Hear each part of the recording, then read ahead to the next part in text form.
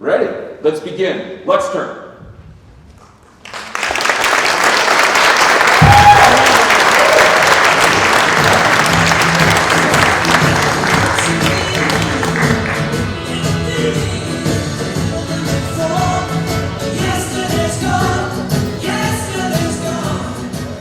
Good afternoon. My name is Bobby McGee, and I'm the co-founder and CEO of Untitled Technologies.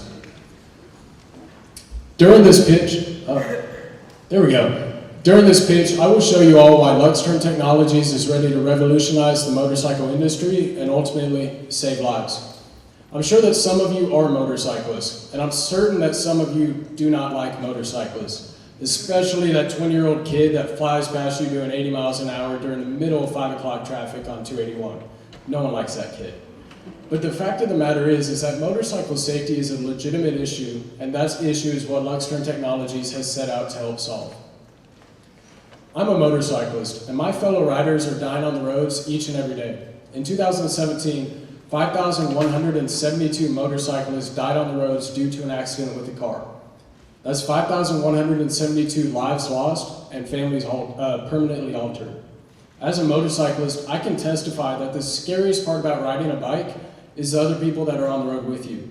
We're constantly worried that someone might not see us, and that small error will cost us our life. This problem is why Luxturn Technologies has set out to enter the $8 billion a year motorcycle accessory market. What we have done is we have invented projecting signals for motorcycles. I want to stress this. No one has ever invented or brought to market a projecting signal before, and thus we have capitalized on our own innovation and are currently patent pending. Our projecting turn signal product projects out a flashing triangle onto the road itself next to the motorcyclist to further increase the visibility of their turn signal. Our second product, the projecting brake signal, projects out a solid 5-foot by 2-foot red rectangle behind the motorcycle. And then we also have our third product, which is the Ultimate Light Package, which includes one of both products. I've been using our products on my motorcycle for the past 3 months. We are not pitching an idea. We are pitching a patent-pending, fully developed product line that is ready to begin manufacturing. In terms of competition, companies like Kurakin and Custom Dynamics sell really cool-looking aftermarket LED signals for motorcycles, and these are usually around $180. And then our other competition is Rage Cycles and Baja Designs. And these guys sell direct OEM replacement signals. So if yours break, you can go to them and get a replacement for usually between $80 and $100. Now, unlike our competitors, our products are not a replacement signal. We are an add-on. Our products are plug and play. So they plug into and work with whatever signals are already on the motorcycle. Our products mount universally so they can go on any bike, and they don't require any permanent or professional installation to install. Additionally, our products are completely angleable, so the end user can adjust where they want the image to actually be projected for their own unique bike. And furthermore, our products also have interchangeable image slide lenses, so that the end user, with just sliding the face off of the product, can change whatever image or shape they want to actually be projected onto the ground. Now, our target customer isn't really a secret. It's motorcyclists. And through our customer discovery interviews, we discovered two main types of riders that both loved our product. First off, your older and more safety-conscious motorcyclists loved our product just for the safety benefits of it. Meanwhile, younger riders who stereotypically are not they don't really care about their own safety, absolutely loved our product just for the visual appeal that projecting signals gave to his motorcycle. And furthermore, we also want to target motorcyclist family members, as they experience the same stresses of riding that motorcyclists do, even though they don't ride themselves. These family members expressed a very high demand for our product and said that they would purchase it and gift it to their loved one that does ride. Our data is exciting, but I want to share with you guys two testimonials. Up top, we have Trevor Sharp, who's a senior at Stephen F. Austin University. He has said that having our signals on his bike would make his commute much safer, and that's why he's excited to have already pre-ordered both of our products. Furthermore, the Motorcycle Shop, which is a dealership out on Austin Highway, has said that they think that we are a step in the future for motorcycle safety, and that's why they are ecstatic to carry our products in the store. Now, of the $5,000 we received in the feed round, we've only spent $1,500 of it. With that $1,500, we were able to go through and fully engineer and build the prototypes that are on my bike and out on our booth. We also went through and filed our provisional patents, so we're now patent pending, and we acquired $22,400 in pre-orders. We also developed a similar version of our product and sold it to a San Antonio manufacturer called PSI, because they wanted our technology protecting their employees every day. For our business model, we currently have 247 pre-orders that are 100% contingent upon tonight's competition. If we win, we can fulfill those. Our first round of inventory, we have a goal of selling a minimum of 500 units. When we sell 500 units, we'll be able to go through and have enough working capital to pay for the full patent. In terms of manufacturing, my partner and I can manufacture the initial run of inventory at profit margins greater than 70%, and as we scale, profit margins increase to 90% per unit. Advertising is very simple for motorcyclists. They're all on motorcycle social media pages, and we can run a multi-tiered run on these for $335 that will reach over 2.5 million motorcyclists.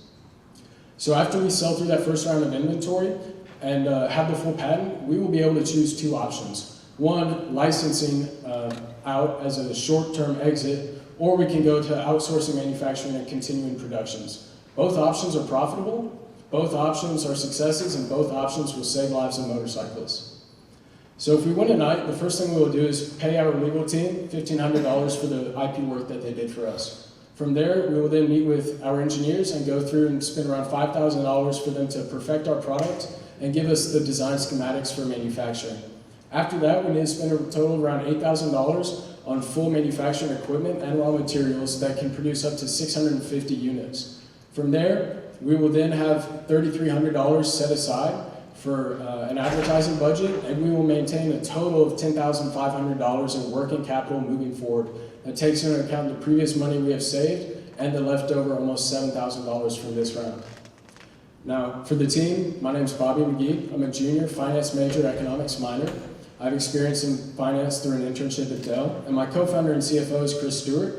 He's a finance major as well, and he has a lot of experience in working through startups because both of his parents are entrepreneurs. We also have an amazing team of mentors here at Trinity and outside of Trinity that have really been an incredible help to us, so thank you all. And they will continue to help us moving forward. We have a real product, real pre-orders, filed intellectual property, and the real need to save lives across the world. All we need is your help. Thank you, guys. Are there any questions?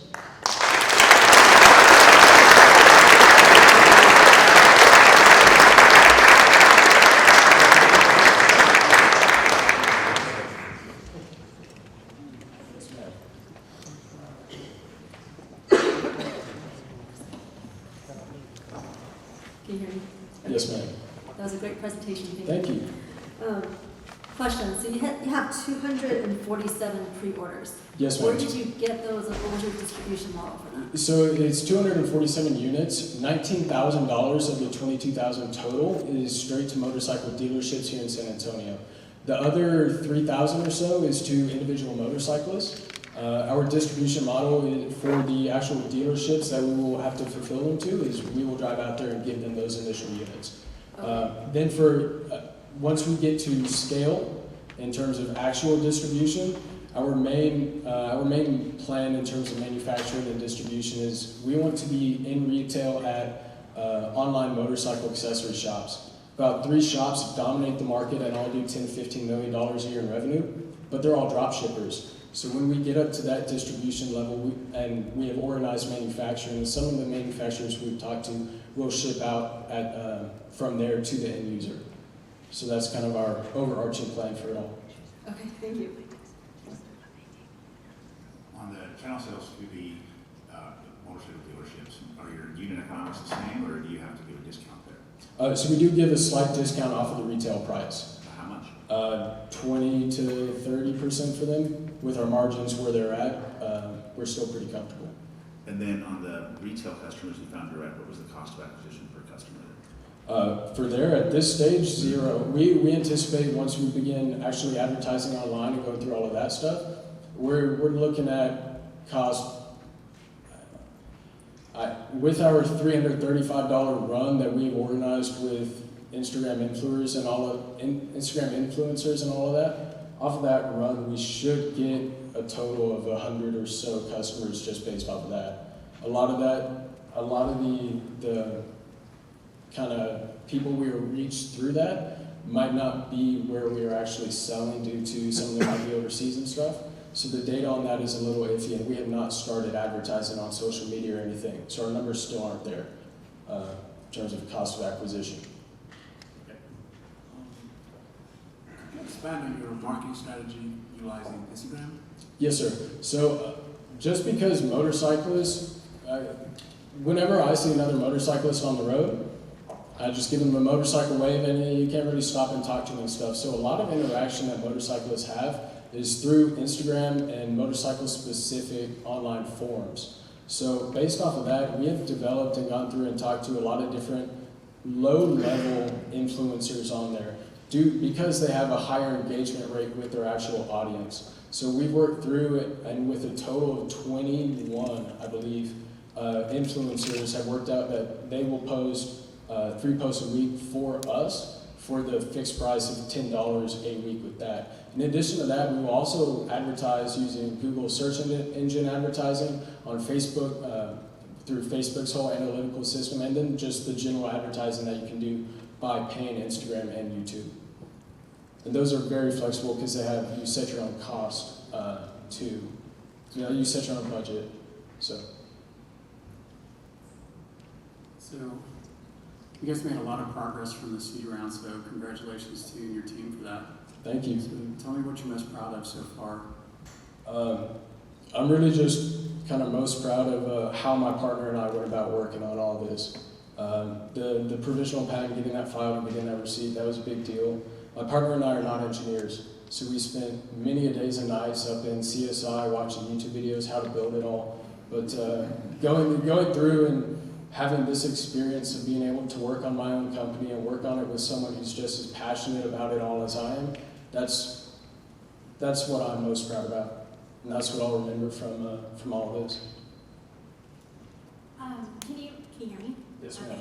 Can you tell us a little bit about how you came up with your pricing? Because you have that nice slide with your competitors and kind of the features.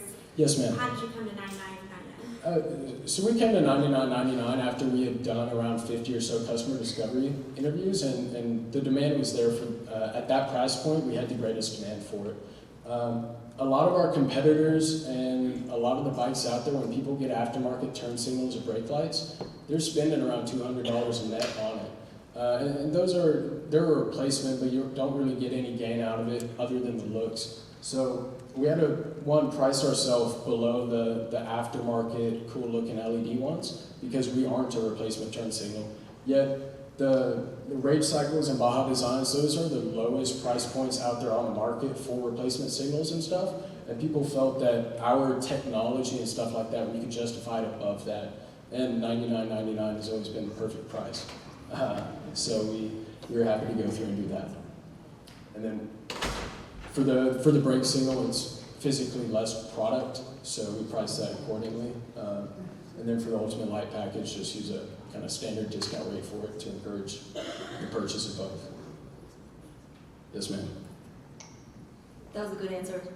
So your patent pending, you said you have a provisional patent. Yes, ma'am. Okay, and once this is all, let's say you win the competition, you would get the actual patent, the full patent on this. Do you know how much that's going to cost? Or have you guys talked about it? Yes, ma'am. So we only have filed a provisional patent right now, but we have done 2 separate independent full patent searches. So we are sound on what we can cover. The final cost for us to go through and get the full patent is 10 to 15 grand. Now that's a significant chunk of 25K.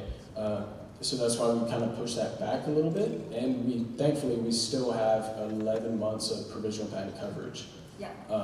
So we're looking at 10 to 15K for the full patent, and we're already certain on what we can protect with it versus what we can't.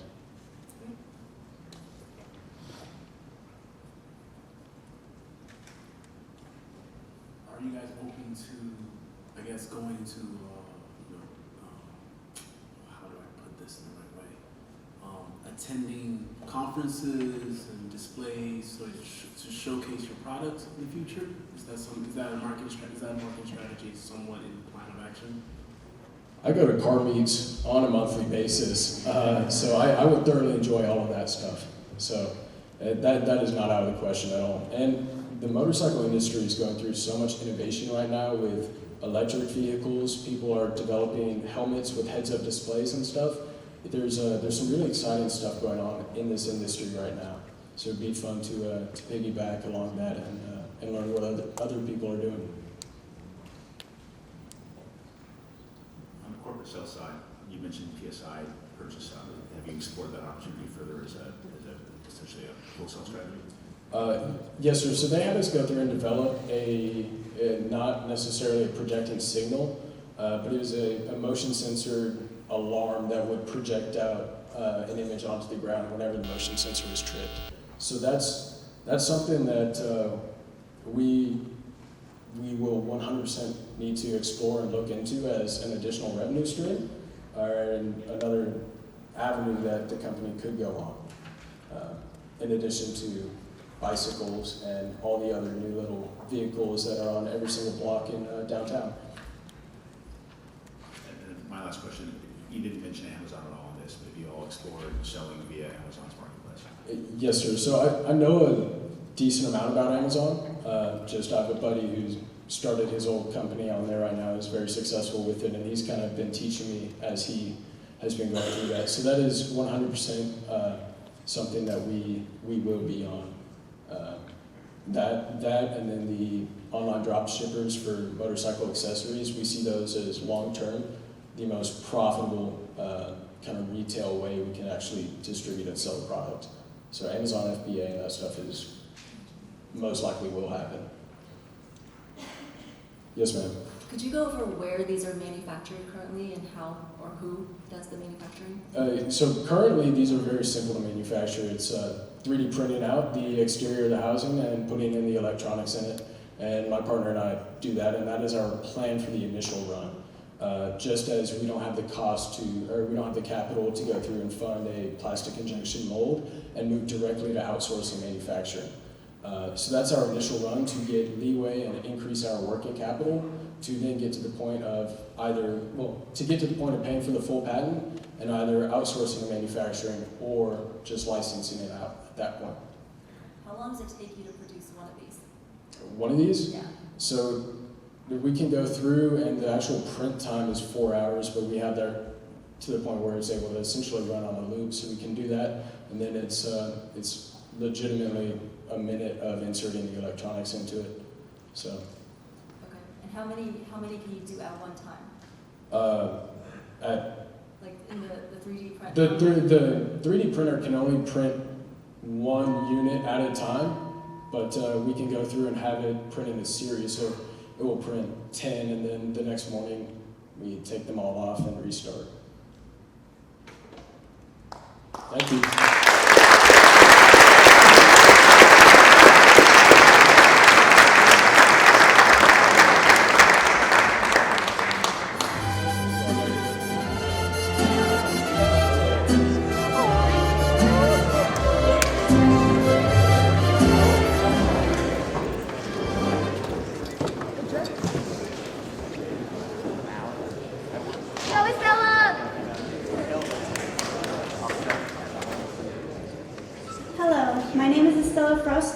And I'm the CEO and founder of La Escuela de Estela.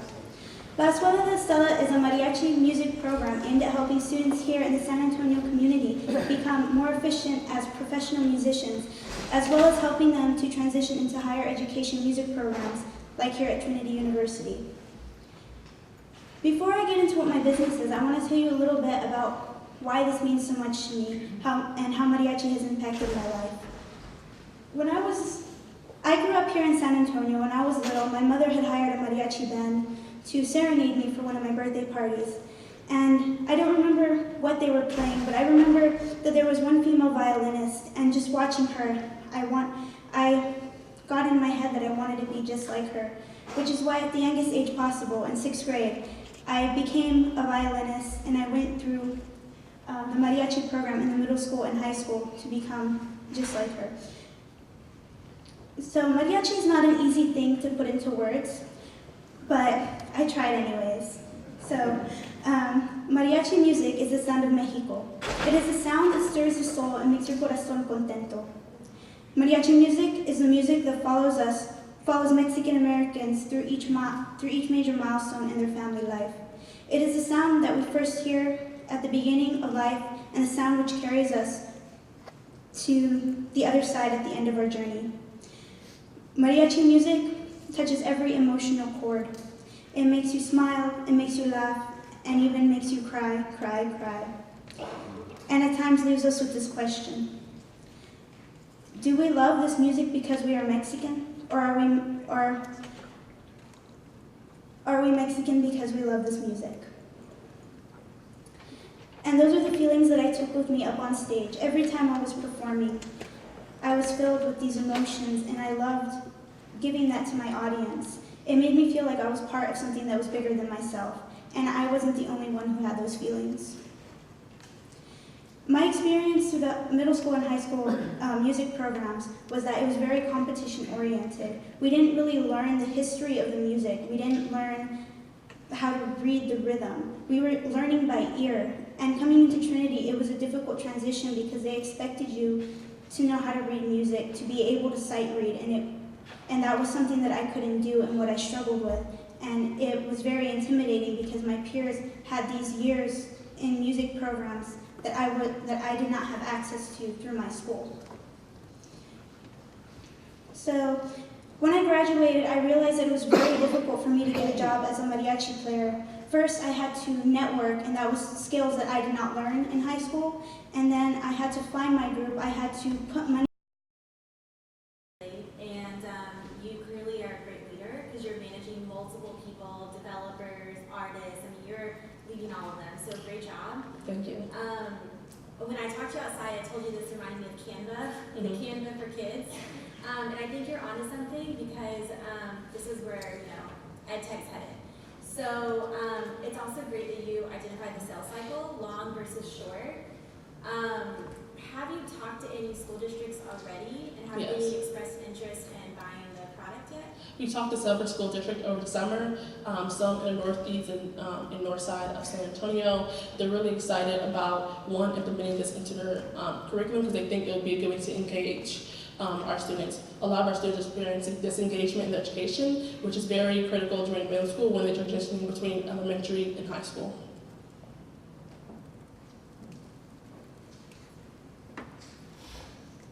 So first of all, I have an 8-year-old who loves computers and loves drawing, and she would love this, and so I definitely see the need for it.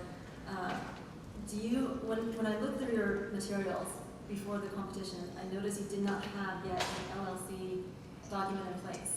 Oh, we are filed as an LLC. Okay, great. That's a good progress there. Just when you're doing the creative stuff, you don't want to forget the Yes. boring legal stuff. So yeah. I have a question about the workshops. How do you plan to scale that? So, I mean, are you physically going and leading these workshops?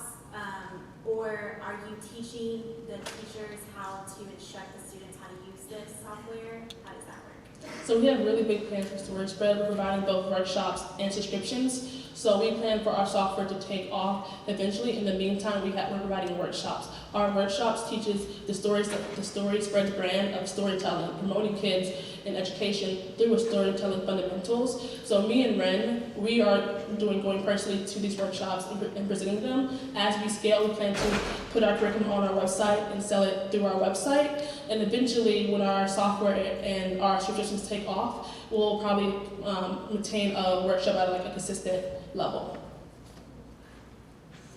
Is this app primarily online, or do you have an offline or iteration for institutions that may not have access to Wi-Fi readily? Yes. So schools are notorious for their slow Wi-Fi. So what we've done with Storage Spread is our curriculum is very flexible. You can actually use it without using our software, and our software is compatible with both iPads and any laptop. Yeah. Have you thought about students that are visually impaired and how they would use your software? So we're proud to have hired a Trinity alumni over the summer who works in UI UX design. So she incorporated that into her design by making it more user-friendly, especially for kids that are very young ages.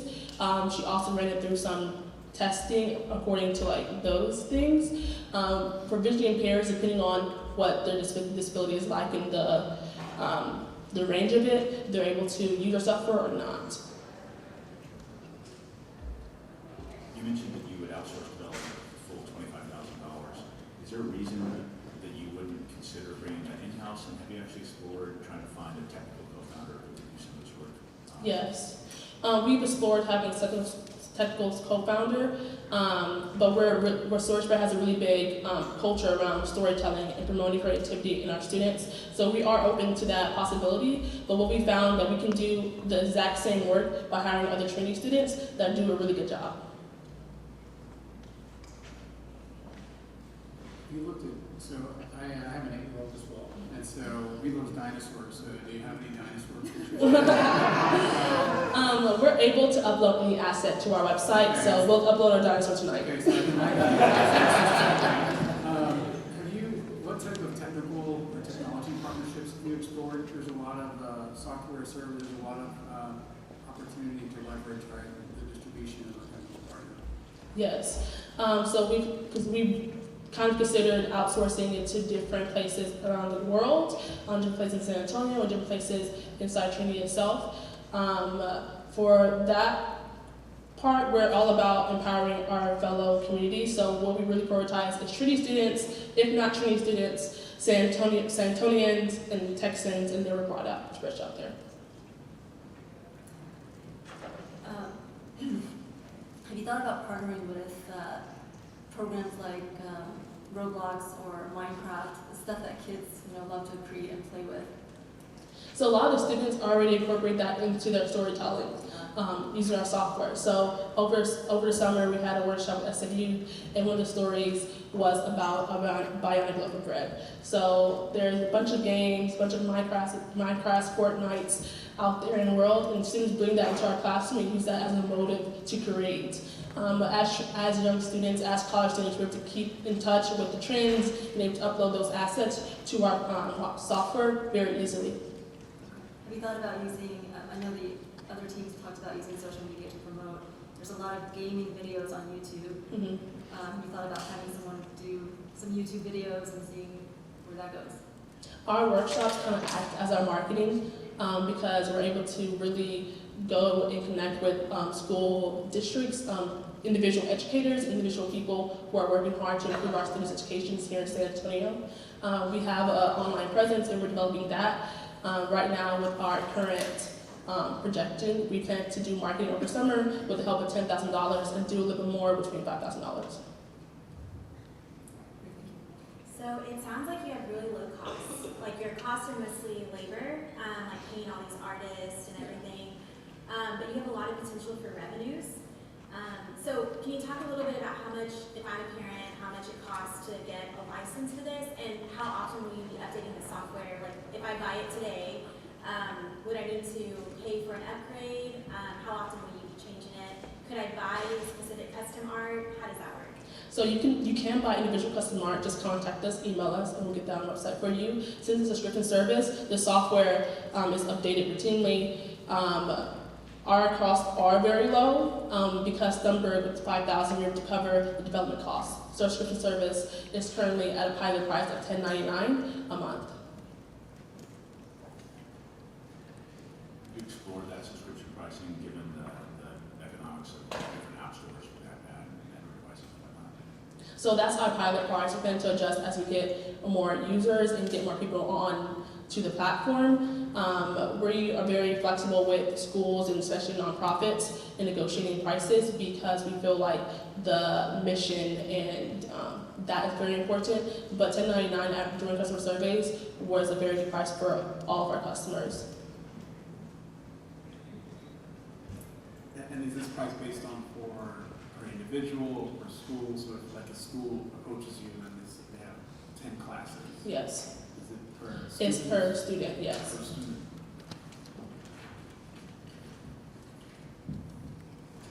So why are you every single day? So I came up with the idea of storage spread in 7th grade. I can't draw circles, I can't draw rectangles, I can't draw a single thing. And so when I was in 7th grade, I was really struggling with the way to express myself freely and create my own story, and I felt like comic books was the best way to do that. I got the opportunity here at Trinity as a freshman to pursue my passion and create story spread. So it's been an amazing summer, and I'm really proud of what I've done in the indoctrination program here. Thank you.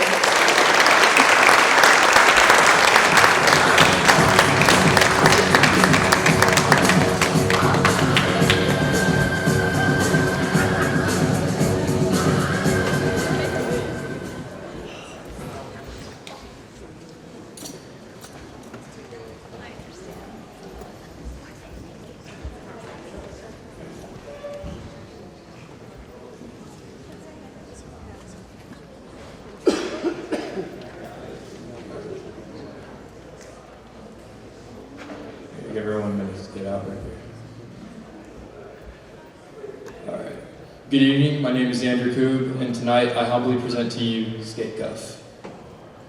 When Henry Ford created cheap, reliable cars, people said, nah, what's wrong with a horse? It was a huge bet he made and it paid off. And I believe the same thing in regards to personal electric vehicles being the future of urban transportation. But before I go into the future, I'd like to go into the past a little bit. About a year and a half ago, I just graduated from high school. My parents told me I couldn't take my car to college. And at first I was a little upset by this, but then I found it to be a perfect excuse to finally get an electric skateboard. And when I got it, man, it met all my expectations. It was fast, it was agile, and it just made getting anywhere extremely fun. But it had a few problems. See, one weekend I decided to go thrift shopping with it, and getting there was fine. But as soon as I got there, I had to drag the board along with me the entire way. You see, these skateboards are advertised as portable, and there's some truth to that. I mean, a bag of dog food's portable when you carry it with you from your car to your house. But then if you carry that bag of dog food around with you all day, I don't think you can consider that very portable. And you can't leave it outside anywhere either, because they cost on average $1,000. You want to leave $1,000 laying out? Probably not. So that's why Skate Cuff was created, to give riders the ability to lock up their board and secure their investment. And if there's nowhere to lock it up, at least make it easier to carry. Now, over the summer, we've made some major steps. First and foremost, we've designed an entirely new U-lock system that works much differently than any other one on the market. Now, this is easier for the user as well as easier for us to manufacture. And speaking of manufacturing, we are currently in communications with a manufacturer here in the great state of Texas. Also, we have our provisional patent currently being filed, and 5 customers who have agreed to beta test our product for a discounted rate on the lock. Now, we do have one competitor by the name of Skate Castle.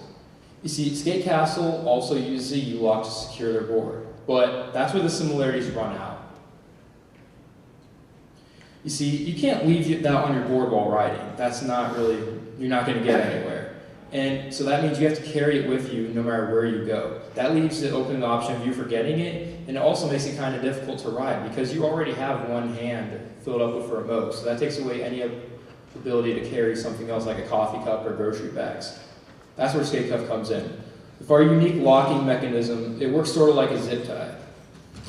You pull it out, lock it up to whatever thing you want to do, and close it. And then you cinch it down, making you get a much more secure connection with whatever enclosed metal object you're locking the board to. Furthermore, Skate Cuff is always on the board. You bolt it on and you don't have to take it off, meaning you won't forget it. And it also gives us a double feature of acting sort of like a handle, putting all the weight onto the board itself rather than onto your body and keeping it off of your body, making you less likely to get dirty from carrying the board around like this. Now, with our marketing, we plan on reaching customers by mimicking the way the original companies reach them, and that's through a social media campaign. That includes taking ads out on Facebook, Instagram, and YouTube, mostly pretty visual forms of social media, but that's not it. We're also going to be implementing an influence strategy. What this means is we send a lock off to popular electric skateboard users, like this guy here, Talon Say. He has about 400,000 followers on YouTube, and what we do is we send him a lock, and he maybe a small fee because he is a popular influencer. Now he gives us a video and a few posts on Instagram, and that's great. That's not where it ends. He keeps the lock on his board, and that means everything he posts with afterwards has Skate Cuff on it, giving us much more exposure and promotion a much longer shelf life.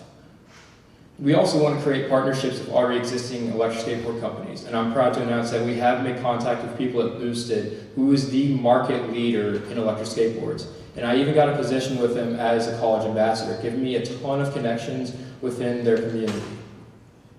Now, the seed money, majority of it went to protecting our unique design, because that was a complete necessity. And then the rest of it went to prototyping and business expenses. And I put $2,000 of my own money on the line is reserved for marketing. Now, I had the option of starting a Kickstarter before the Stumberg competition. That would give me a little bit of leverage to hopefully try and win. But then I realized my vision for Skate Cuff goes beyond Stumberg. And so I'm taking the risk, like Henry Ford, to try and win the full prize. That way I could put 40% of the money towards marketing and getting our name really out there in the electric skateboard community.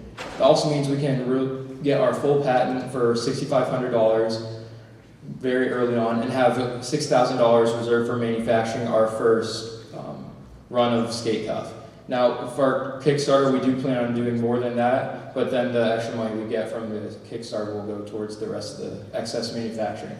And it also allows us a little leeway in expanding our product line, because skateboards aren't the only electric vehicles out there. There's also stuff like the One Wheel and the newly released Boosted Rev. These are perfect opportunities for Skate Cuff to create a lock for, because they both are designed specifically for commuting and are very heavy and awkward to carry. That One Wheel can go about 18 miles on a charge, but it weighs 30 pounds. You don't want to carry that with you all day in the office. And the Boosted Rev is also a great one because it is designed not to be a rideshare vehicle. It is designed solely for private ownership and is better than any other scooter in the market. The only problem is, what do you do once you get to work? And finally, I'd like to thank all my friends, family, and mentors over the past few months. Skate Cuff wouldn't be where it is today without y'all. And with that, I'd like to open up the board for questions.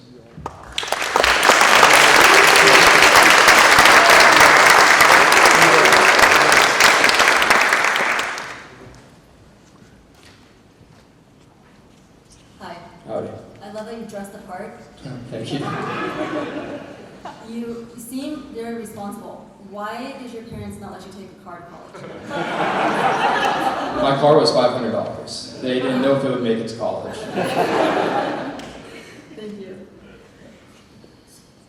Good to see you again. Yes, sir. I love the improved design, a lot sleeker and smaller, and I'm guessing lightweight than the previous one. It's about the same weight, honestly, but it works a lot easier, so.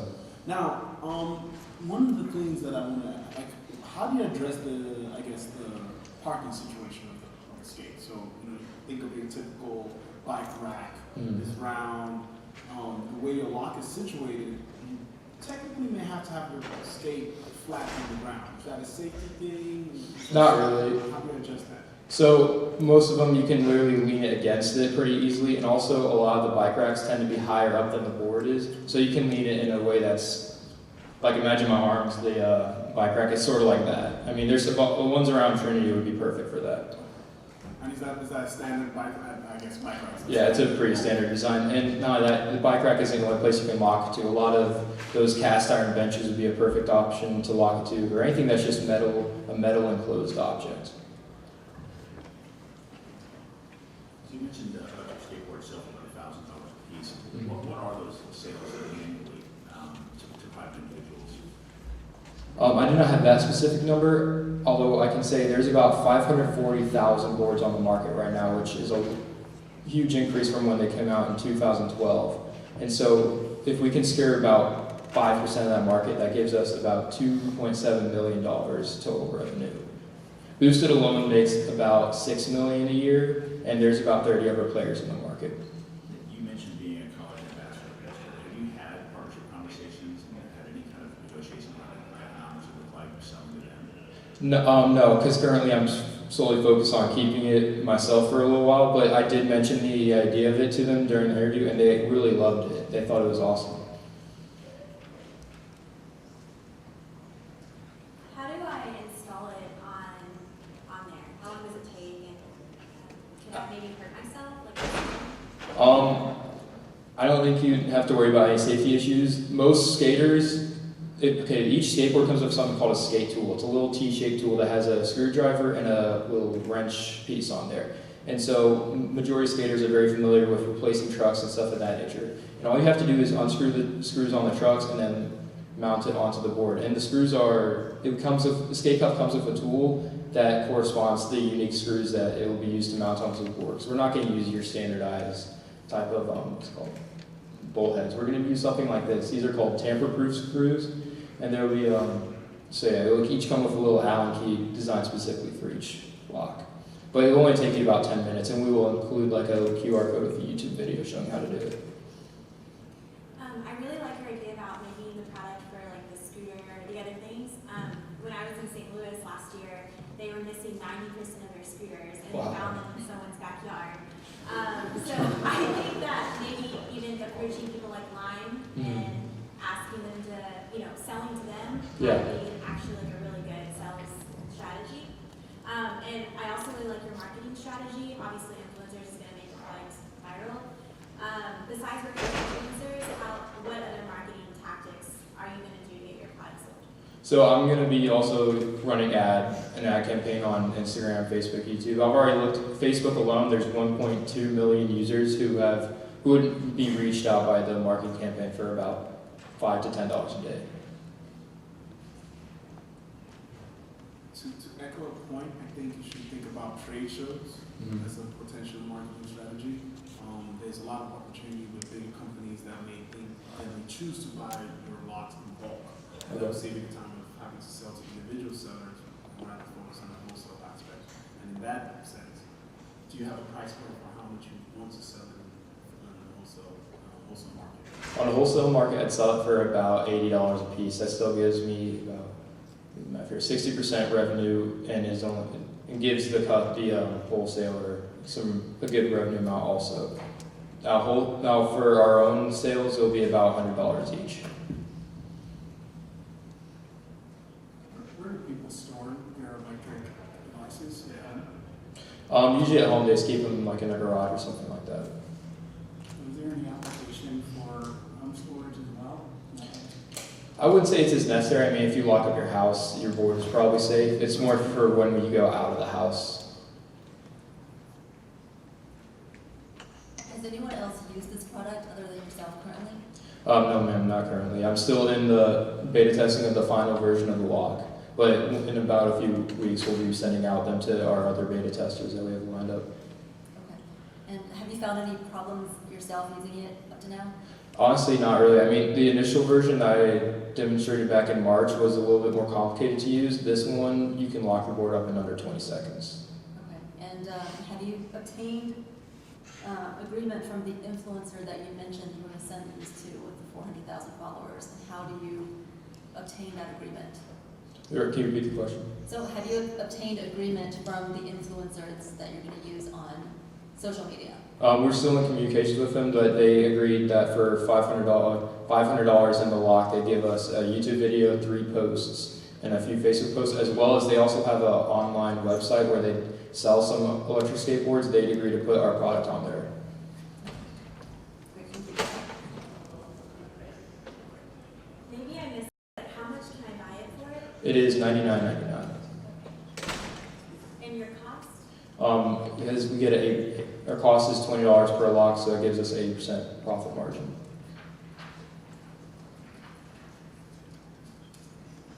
Did I hear correctly that you're going to put your own money behind this as well? Yes, ma'am. I believe in it very thoroughly. I've put a lot of work into it, so I'm going to get some skin in the game as well. I like it.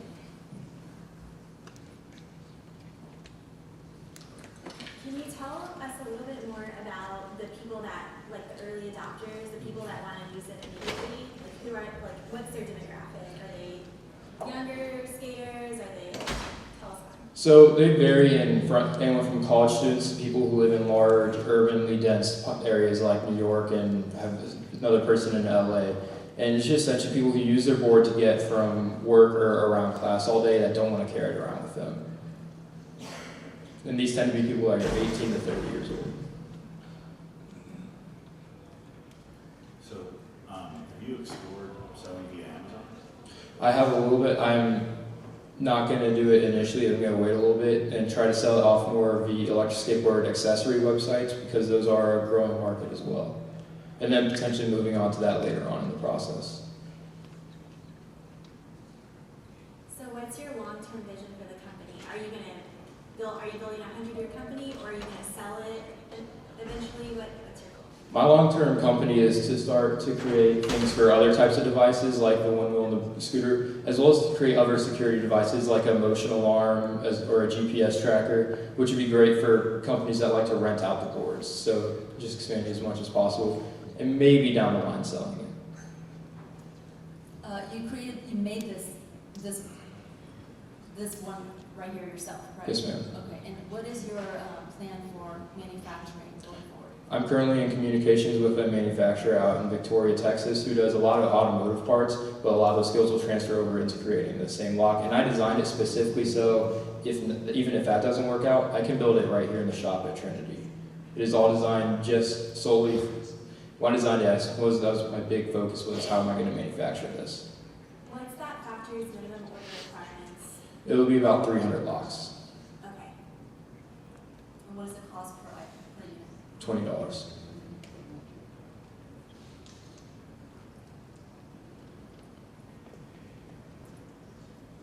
I mean, it's great that you're making them yourself, and that's a cheap way to do it. And to start out for a prototype, I think that's great. Liability going forward, though, of being your own manufacturer may be a lot. So it's good. Yeah, no, I'm going to outsource it long term. It's just the first few products. I'll try to just to get a better understanding of how everything works.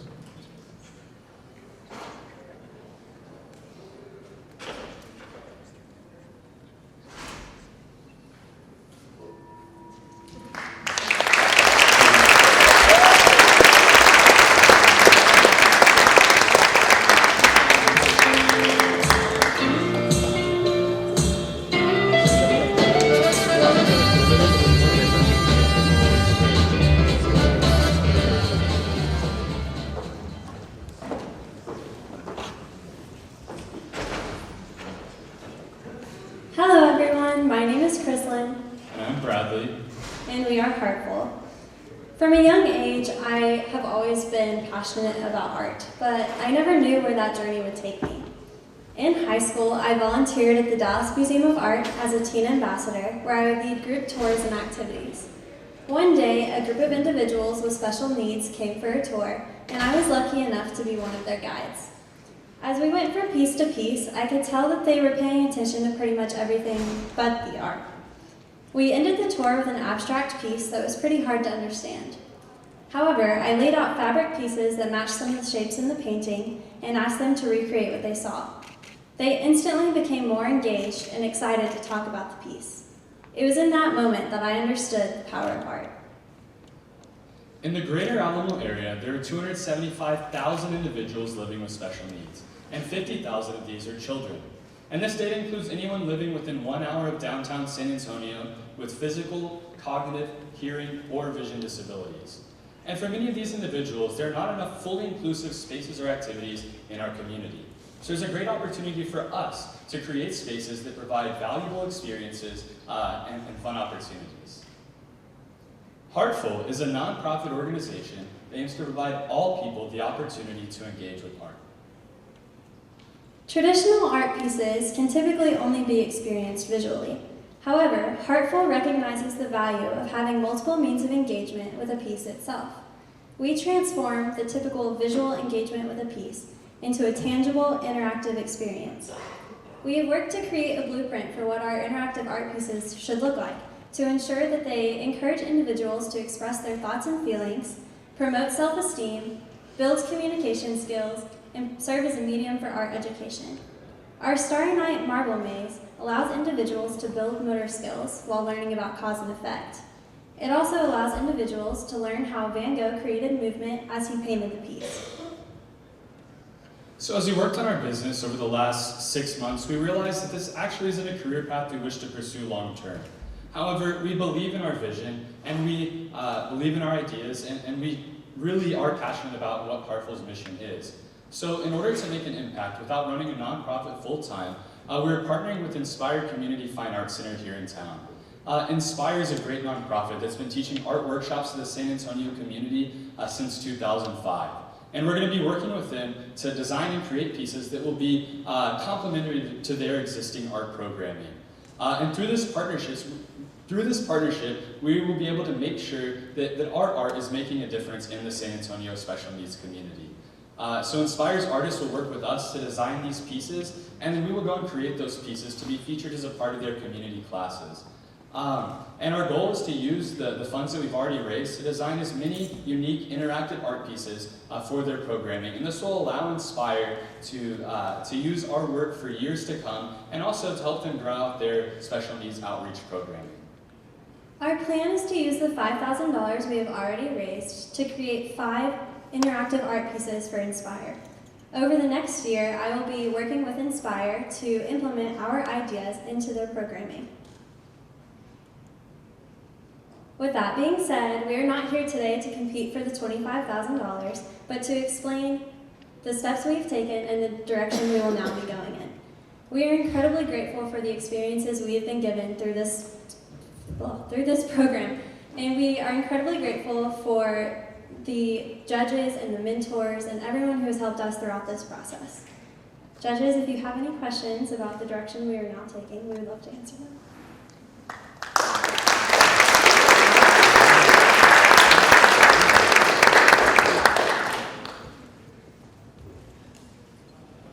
So I know it was a really hard decision to probably not go the route of bringing this to market the way we wanted to, but congratulations on finding a partnership that can work to fulfill your dreams.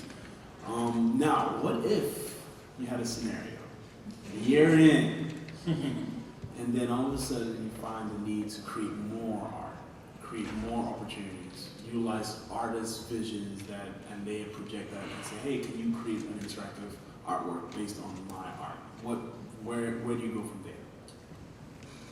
I mean, I really have no clue where my passions are going to take me. I see myself doing art for a long time, and so I'd be more than open to, going in a different path and seeing where this experience takes me as we work with Inspire.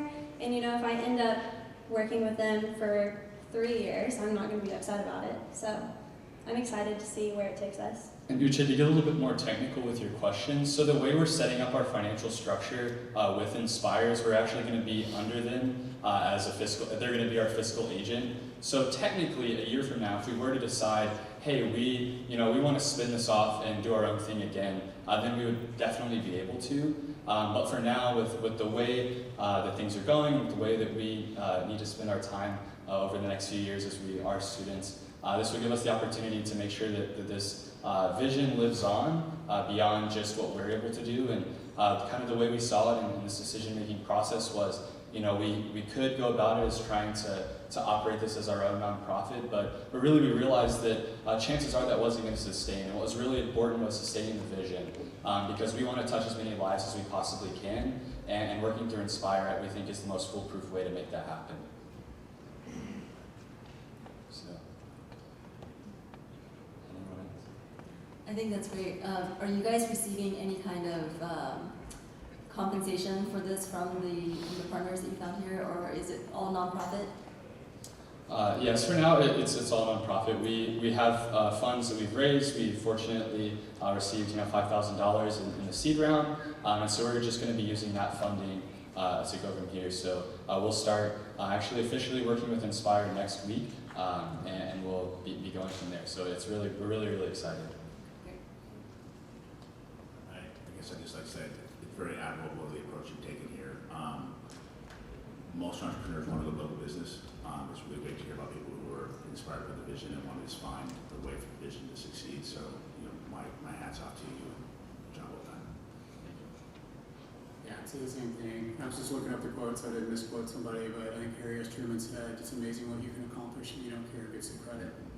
So it's really cool that the mission that you guys started with is actually true for what you're doing now. Well done.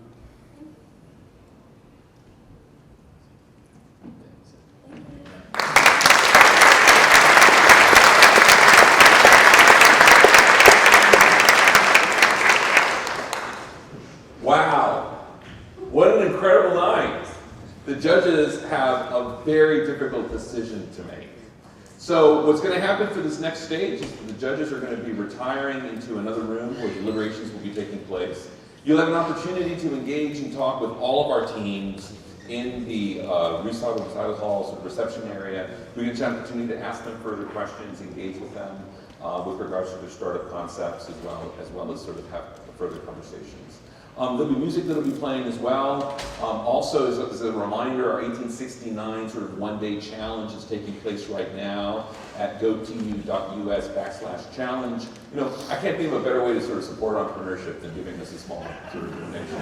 But beyond that, though, what's really important to remember, and what's really sort of important to know, is that all of what we've just seen has really been due to the help of many partners of people like you. We've identified and highlighted some of them at the back of the program. These are individuals that have worked as sponsors, who have worked with us during the courses of years in our program. These are people who taught in our accelerator, who were mentors in our program. Please join me in thanking them, all of our sort of partners and people we recognize at the end for their great work.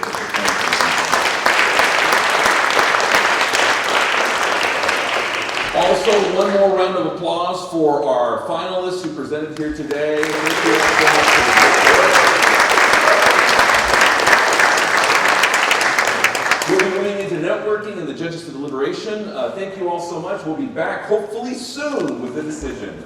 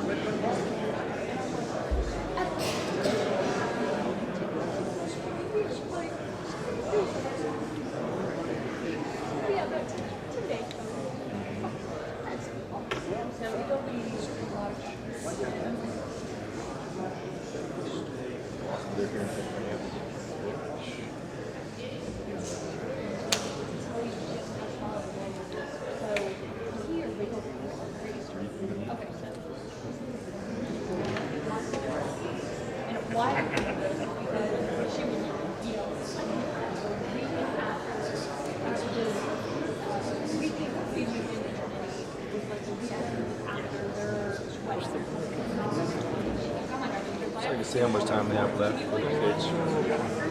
I didn't see the picture on it. Is it on now? I don't think it's on. I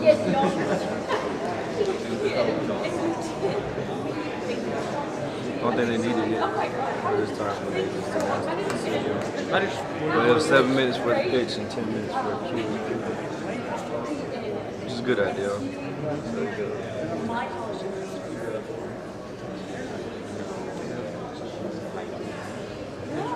Quick set. Student made the quick set conversation. Oh yeah, okay. Didn't remember the question.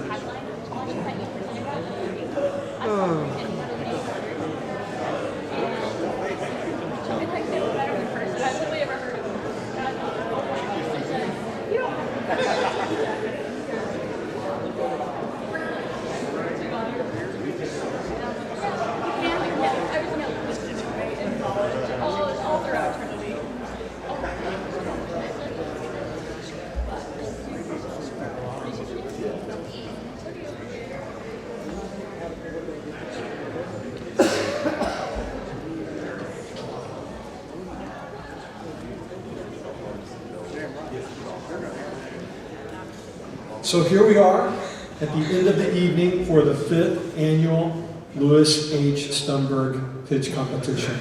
It is great. A round of applause for Dr. Martinez for all his work organizing this. Another round of applause for Carmen and Amanda, who is out there. Who is the guest. And then finally, I just want to thank all of the teams who are here competing tonight. It is fantastic to see the work that you put into turning your ideas into a product, a service, something you can take to market. I love the passion, the ingenuity. One of the ways that we talk about what happens at the university is that our students represent the best of us, enduring excellence and perpetual discovery. And just watching the kind of things you were doing really made that stand out tonight. So congratulations to all of you for your work. The next thing that I'd like to do is thank especially the chairman of the board of trustees at Trinity University, Herb Stumberg, and his brother, Eric Stumberg, who's a judge tonight. The name Stumberg really does stand for innovation. Their father was an incredible entrepreneur. He passed that along to them, and it's because of their dedication to Trinity that we have this opportunity. So a round of applause just recognizing them. And also, we can't do this without the support of a great group of judges. I do want to thank you for your time, all that you're putting in to help our students participate in this wonderful event. You won't get another chance to really make a comment. Would you like to make any brief comment before we go to the big announcements here? No? It was a tough competition.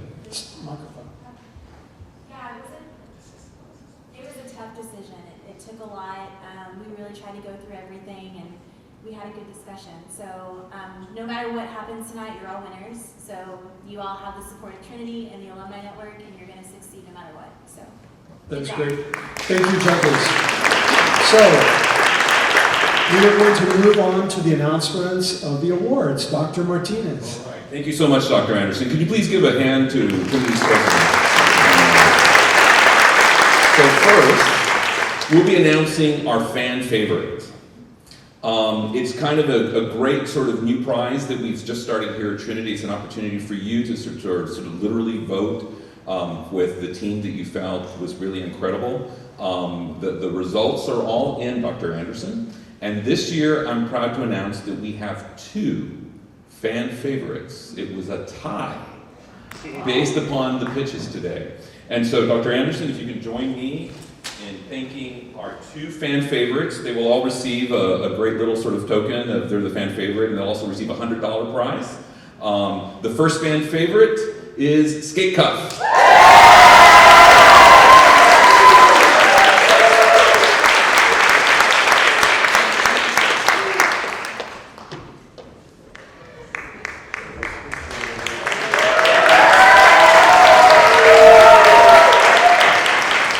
The second fan favorite, you were moved by the music of Mexico, and Mexico is our music, Escuela de Estela.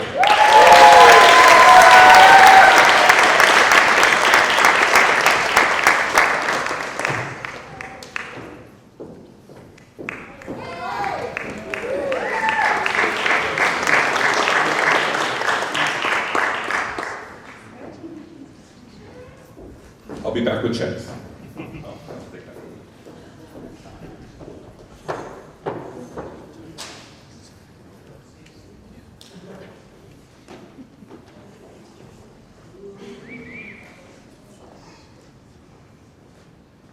So, the judges had a real hard decision to make, actually.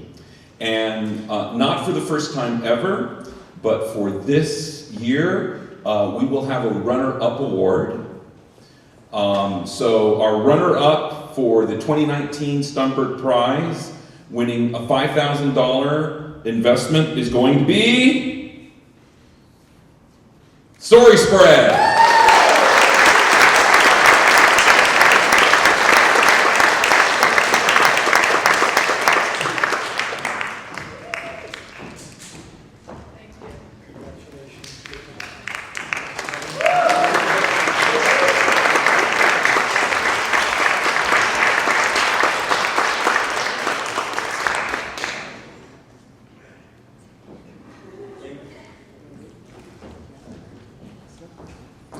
And finally, our grand prize winner. This grand prize winner will be walking away with a $20,000 gift as our grand prize winner of the 2019 annual Stumberg Prize. The winner is Luxton.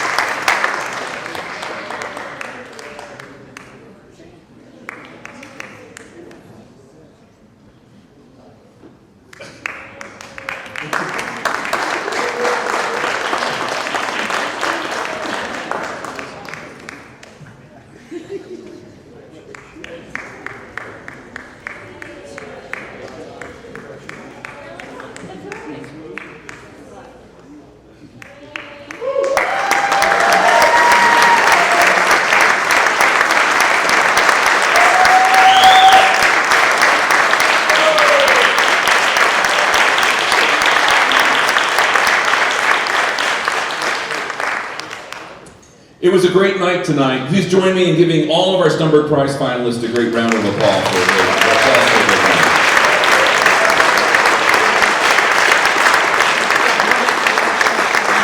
Thank you all so much for joining us today. We look forward to seeing you all around in March or so when we celebrate the 2020 Stumberg Prize Seed Round. Join us then. Thank you so much. Good night.